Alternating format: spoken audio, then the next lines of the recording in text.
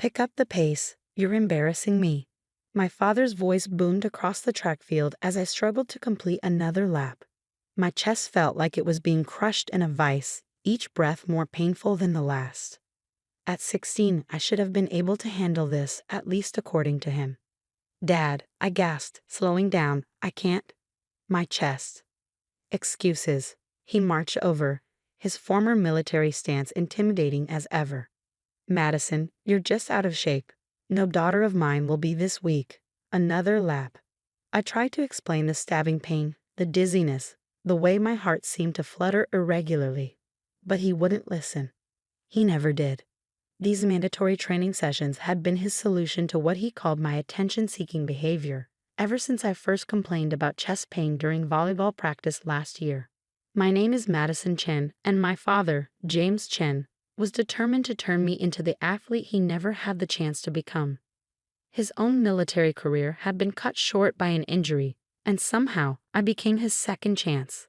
The fact that I could barely complete a lap without feeling like I was dying meant nothing to him. I said move. He grabbed my arm, practically dragging me forward. That's when everything went black. I woke up to the sound of beeping machines and my mother's worried face. The emergency room's harsh lighting made her look older, more tired than usual. She was arguing with my father in hushed tones. James, this is the third time this month. She needs to see a specialist. She needs discipline, Sarah. The school nurse already checked her out last time. There's nothing wrong with her.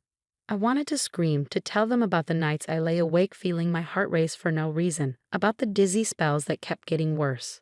But I'd learned that speaking up only made things worse. My father would just add more training sessions, pushing me harder to build endurance. Dr. Torres, the ER physician, interrupted their argument.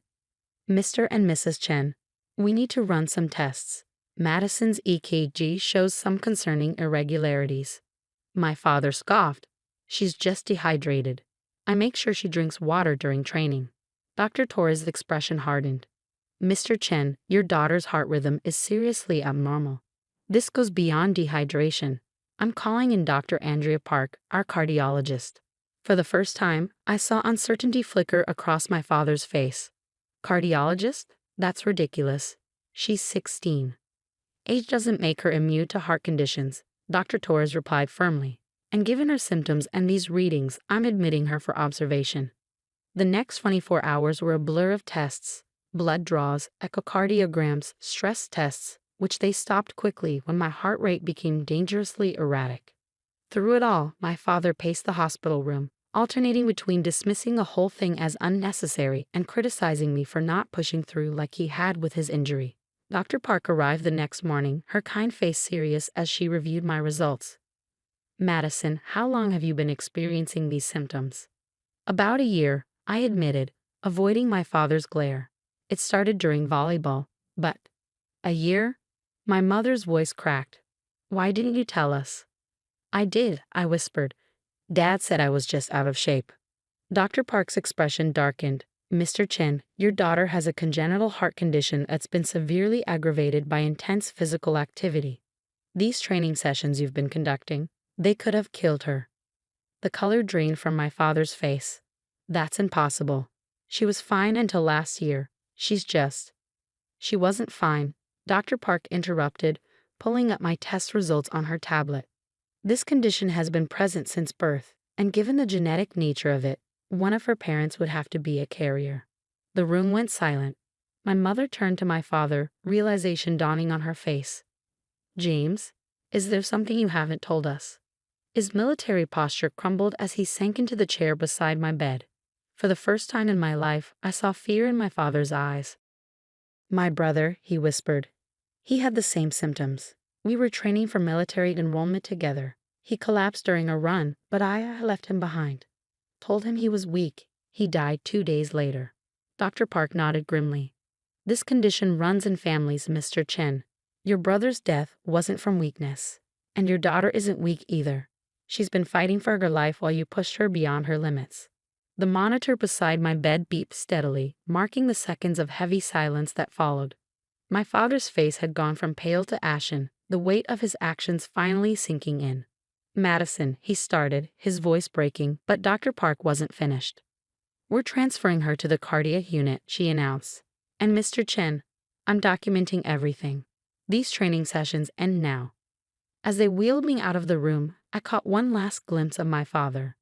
The man who had always stood so tall, so certain of his authority, looked completely shattered. But for the first time in years, I could breathe a little easier, knowing that the truth was finally coming out. What I didn't know then was that Dr. Park's report would uncover much more than just my heart condition. My father's carefully constructed world was about to crumble, and my life was going to change in ways none of us could have predicted. The cardiac unit was different from the regular hospital rooms. Everything was monitored, every slight change in my heart rhythm noted and recorded. Dr. Park had started me on medication to help regulate my heartbeat, but the real treatment would be more complicated. "Your condition requires specialized care," she explained during morning rounds, her voice firm as my father tried to interrupt. "We're looking at possible surgical intervention, but first, we need to understand the full scope of the damage." The damage, not just to my heart, but to my life. Years of forced training, of being called weak and lazy, of pushing through pain that should have been a warning sign. The psychological evaluation Dr. Park ordered revealed what she called significant emotional trauma. My mother barely left my side, her guilt evident in every worried glance. "I should have done something sooner," she whispered one evening, thinking I was asleep. "I knew something was wrong, but your father was so insistent." The real breakthrough came 3 days into my hospital stay. Dr. Park arrived with a thick file and a grim expression. "I've obtained your uncle's medical records," she announced, looking directly at my father. The same condition, the same symptoms, and the same dismissal of warning signs. But there's more. My father, who had been unusually quiet since his confession, looked up sharply. "More?" "Your military medical records," Dr. Park continued. "You were diagnosed with a mild form of the same condition during your service. You knew you were a carrier. You knew the risks." The silence in the room was deafening. My mother stood up so quickly her chair scraped against the floor. "You knew?" Her voice trembled with rage. "All this time, you knew this could happen to our daughter." "I thought I could make her stronger." My father's voice was barely audible. "If I could overcome it, push through it." "You didn't overcome anything," Dr. Park cut in. "You were medically discharged because of your heart condition. It's right here in your records. You've been lying about that injury story for years." I watched as my father's carefully constructed facade crumbled completely. Every story he told about his military career, every time he pushed me to be stronger, it was all based on lies. "The mandatory training sessions stop immediately," Dr. Park declared. "I'm reporting this as medical neglect. Child services will be involved." My father stood up, his military bearing failing him. "You can't. I'm her father." A father who knowingly endangered his child's life. Dr. Park's voice was ice. "Madison could have died, just like your brother. Does that mean nothing to you?" He left the room without another word. My mother stayed, holding my hand as Dr. Park explained the treatment plan. Surgery would be necessary to repair some of the damage, followed by months of careful rehabilitation. The next few days brought more changes. Child Services interviewed me, their questions gentle but probing. "How long have the training sessions been going on? Did I ever tell anyone about my symptoms? Did my father force me to continue even when I was in pain?" My mother filed for emergency custody, her hands shaking as she signed the papers. "I'm so sorry, Madison," she kept saying. "I should have protected you." The worst part wasn't the medical procedures or the uncertainty about my future. It was remembering all the times I believed I was just weak, just not trying hard enough. Dr. Park arranged for me to speak with a therapist, Dr. Lauren, who specialized in cases like mine. "Your father's actions were about his own issues," Dr. Lauren explained during our first session. "None of this was your fault." A week after my admission, my mother arrived with news. "Your father's been served with a court order," she said quietly. "He's not allowed to contact you without supervision." And she hesitated. "They're investigating his military pension." The discharge wasn't honorable like he claimed. I should have felt satisfied seeing my father's lies finally catch up with him. Instead, I felt a complicated mix of relief and sadness. The man who had dominated every aspect of my life with his demands for perfection had been living a lie all along. Dr. Park visited later that day with my latest test results. "The medication is helping," she said, showing me the improved readings. "But Madison, I want you to understand something.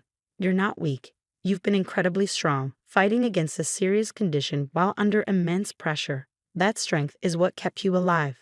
As she left, I caught my reflection in the window. The scared, uncertain girl who used to dread her father's training sessions was starting to fade. In her place, I saw someone who had survived, who had truth on her side, and who was finally getting the help she needed.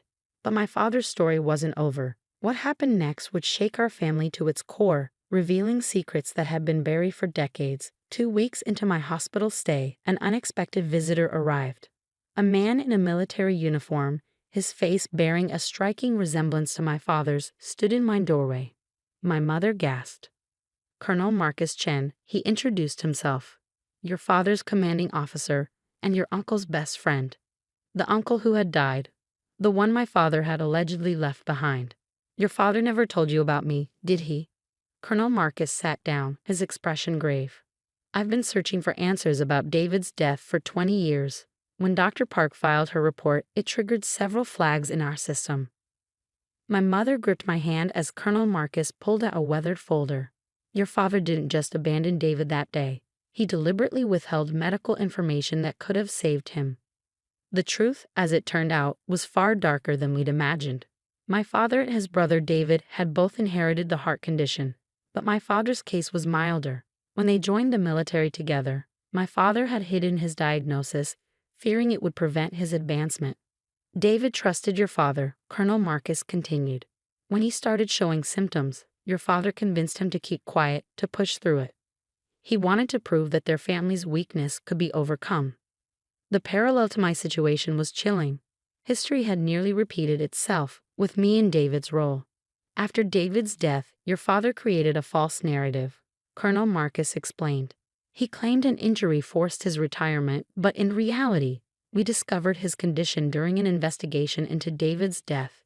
He was given a choice: accept a medical discharge or face charges." My mother's face had turned to stone. "He built our entire life on lies." "The investigation was never officially closed," Colonel Marcus added. "With these new developments, with what happened to Madison, we're reopening the case." That afternoon, my father arrived for what was supposed to be a supervised visit.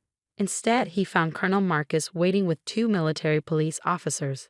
"James Chen," Colonel Marcus stood, his voice carrying the weight of 2 decades of justice delayed. "You're being charged with negligent homicide in the death of David Chen, and with the subsequent cover-up of medical evidence." I'd never seen my father look so small. The military bearing he'd worn like armor all these years crumbled as the officers read him his rights. "I was protecting our family's reputation," he tried to explain, his voice breaking. "David was weak. I had to be strong." "No, Dad," I spoke up, my voice stronger than I'd ever heard it. "You were the weak one. Too weak to accept the truth, too weak to protect your brother, too weak to be a real father." They led him away in handcuffs, the last vestiges of his carefully constructed lies falling away. My mother waited until he was gone before breaking down in tears. Dr. Park arrived moments later, having witnessed everything. "Madison, are you okay?" I touched the heart monitor leads on my chest, thinking about Uncle David, about the strength it takes to face the truth. "I'm better than okay. I'm free." The following weeks brought rapid changes. My father pleaded guilty to all charges, accepting a military prison sentence. My mother filed for divorce, and we began planning a new life, one built on honesty rather than fear. My surgery was scheduled, with Dr. Park confident about the outcome. "Your heart is stronger than anyone gave it credit for," she said during pre-op preparations. "Just like you." Colonel Marcus became a regular visitor, sharing stories about Uncle David, not as the weak person my father had described, but as a brave, kind man who had dreamed of becoming a doctor. "He would have been proud of you," he told me. "You did what he couldn't. You survived and exposed the truth." 3 months after my collapse on the track field, I stood in front of a mirror in my hospital room, preparing for discharge. The girl who stared back wasn't the same one who had tried desperately to earn her father's approval through pain and suffering. "Ready to go home?" my mother asked, holding my discharge papers. "Ready for a new beginning," I replied. Dr. Park had cleared me for light activities, with proper medication and monitoring. No more forced training sessions, no more pushing through pain. Instead, I would learn to listen to my body, to understand its signals, to be strong in ways my father never understood. As we left the hospital, I carried with me not just medical instructions, but life lessons earned at a heavy price. Sometimes the greatest strength lies not in pushing through pain, but in having the courage to speak up, to seek help, to expose lies that hurt not just ourselves but others. My father's lies had cost him everything: his freedom, his family, his carefully constructed facade of strength. But from those lies, I had found my truth. I was Madison Chen, survivor, truth teller, and stronger than anyone had ever known. And that was just the beginning of my story.